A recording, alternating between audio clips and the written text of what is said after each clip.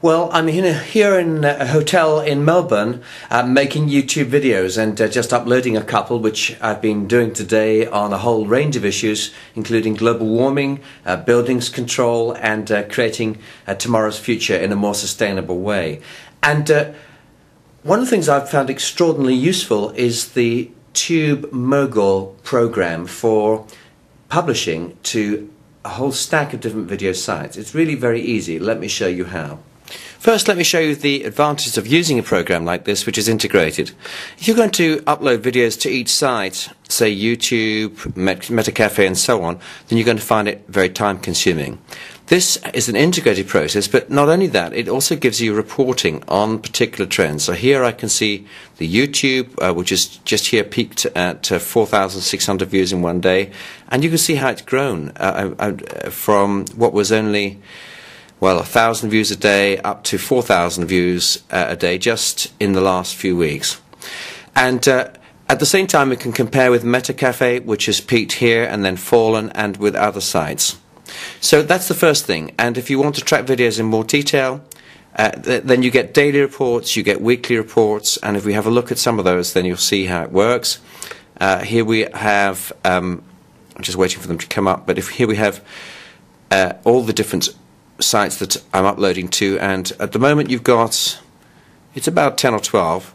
And if we look at the YouTube graph, not only will it show me the YouTube statistics for today, it gives me total figures so far, but I can analyze by week, I can analyze by month, and I can analyze by individual videos. So here we have, you can see that today's results haven't actually come in yet, but here I have motivation leadership business. This is 555 new views on that particular video, but if we click on it, then we'll find that we get a video chart for that specific clip on motivation, leadership and the rest. And this particular video I think has had something like 75,000 views so far, and we can see that it's going up and down. Now that's quite important, because there can be events that happen on particular days which may coincide with other things, and you might like to investigate that. If we look at the future of the Panama Canal, for example, this is a short video clip that I made about how the Panama Canal works.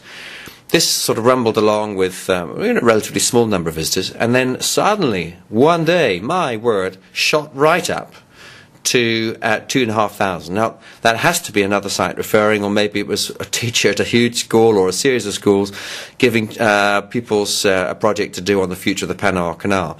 There are other metrics that I can get from YouTube, but I have them here, all of them integrated in the system run by tubemogul. Now, uploading a video is relatively easy. You just click on the upload and click on the video that you want to upload. And obviously you've got to make it, you've got to edit it, but once you've done that, then I've got to get the right file, which I can do very quickly. I just made a video in Melbourne about the future of oil companies, and that's my edited version of it. So there we go. I just click upload, and while it's uploading, it's asking me to start filling in some provisional data, which I can change, but let's do it now. And I've got some ready. I've got a title ready. I've put the website address up first in the description, because it actually shows up on the YouTube site really rather clearly. And I've also made a whole load of keywords. And straight away I can just cut and paste that in to the tubemogul thing. I'll put it all into the description for the moment. Then I'll take out my keywords. I may even just leave a copy of them there in the description. I'll put them there into the keywords straight away. I'll just remove the title there and put it up in the top, and so on. Well, that's not taking me long so far. I then need to select a category for the video. These categories don't map exactly across these different sites, which is irritating, but there we are. But I'm going to choose instructional, how to or DIY, because that's the closest match I can get. And then I'll just sit and wait. Once the video has been uploaded, then what we have to do is select the upload key, and then the program will start creating a number of video images which can be used so that you can decide exactly what kind of image will be used, what frame will be used from your video to go to YouTube and to the other sites such as River, Veo and Blip TV. Now, the creation of those images takes a little bit of time because the program needs to start reading those videos, so we'll come back in a few seconds. Okay, so I've now got a screen which shows me the photograph that's going to be associated with the video clips, the text which I've already inserted, and gives you an icon to launch. And if I press that, it'll now show me the different options, the different video storage sites which we can launch to. And let's just go back there.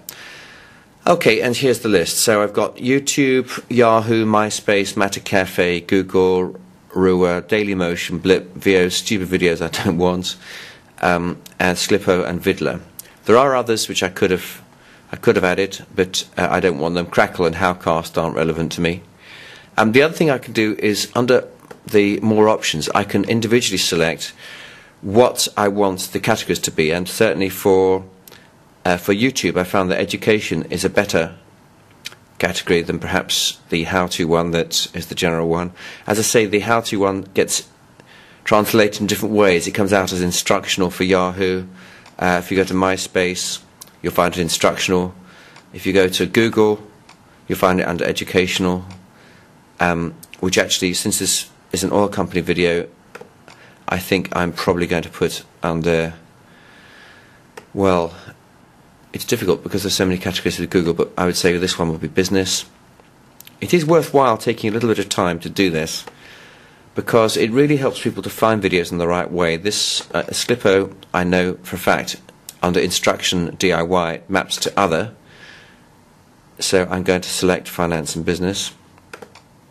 And now I'm ready. And I just press the launch button, and a couple of seconds later we'll see this screen change, and it'll then show the status of the upload to every one of these sites. And you can see the yellow means that the video is in the process of going through. If there's an error somewhere along the line, it'll show you. And we can go back and look at other videos that we've already uploaded. And those that have already been done, I can just check them that they actually did upload everywhere. And we can see straight away that there was an upload error on MySpace. It's not 100% because it does depend on whether these sites are actually available and so on. So I'm going to just redo that one.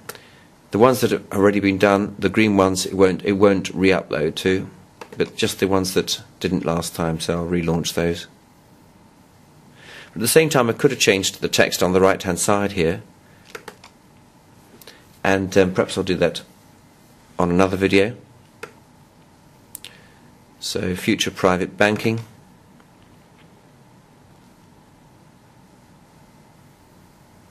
I can edit the information about the video and republish that, and this is very similar to the screen that I filled in the first place. But the other thing that's interesting, which I've not done really myself, is promote the video. You can promote the video. So, and it gives you the text, an easy way to get hold of the text to embed on the website. You can help viralize it by sending it easily to bookmarking sites, of which there are a number here. It gives you a badge that you can put on your blog with live stats updates from tubemogul and so on. It gives you links, so it's quite well thought through, and of course you've got various other things you can do as regards tracking. And again, there's a lot of this program that I don't use, even though I use it a lot. So I hope this has been a useful guide. As I say, it's not a fail-safe, it's not 100%, but I have to say it's a very, very useful utility. It's one that I'm using heavily myself, and I would say give it a try, because it's not going to cost you anything to give it a go.